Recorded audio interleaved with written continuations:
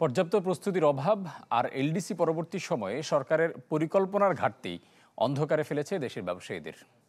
ERF আয়োজিত LDC পরবর্তী প্রস্তুতি নিয়ে আলোচনায় এমন মন্তব্য খাত সংশ্লিষ্টদের।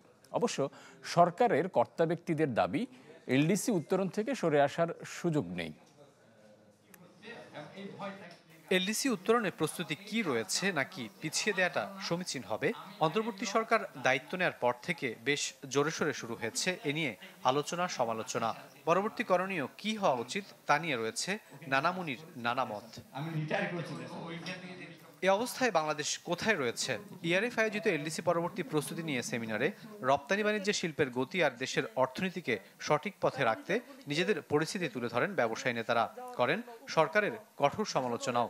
জানান উত্তরণ নিয়ে আপত্তি না থাকলেও রয়েছে প্রস্তুতিতে ঘাটতি। এলডিসিতে উত্তরণ ঘটতেছে, এটা বিরাট একটা সম্মানের ব্যাপার, কিন্তু এটার জন্য যে একটা প্রিপারেশন দরকার, সেই প্রিপারেশন আমরা কিন্তু দেখি নাই। প্রিপারেশন ছাড়া শুধু আমি সেলিব্রেট করেই যাচ্ছি, আমরা উত্তরোত্তর উন্নতি হচ্ছে, আমরা মিডল ইনকাম কান্ট্রিতে যাচ্ছি। সরকারের অবস্থানটা এই ব্যাপারে খুব ক্লিয়ার ছিল না যে আসলে কি এলডিসি গ্রাজুয়েশনের 26 সালের এটার দিকেই ওনারা যাচ্ছেন না থেমে থাকবেন। ফাইনালি অনেক পরে এসে ওনারা ঘোষণা দিয়েছেন যে এলডিসি গ্রাজুয়েশনে যাবেন। বাইরে যে একটু হলে কম্পিট করতে হলে আমাদের লোকদেরকেও যদি ফিউচারে যে ইনোভেশন আসতেছে, হেলথে যে আসছে, আমাদের স্কিল করতে হয়, জিনিসটা আনতে হয়, আমাদেরকে ইন ফিউচারে আমাদের আরও একটু সময় লাগবে বলে মনে প্রয়োজন। শেষ সময়ে এ নিয়ে সিদ্ধান্ত পরিবর্তনের সুযোগ নেই বলে জানান অন্তর্বর্তী সরকারের কর্তা ব্যক্তিরা।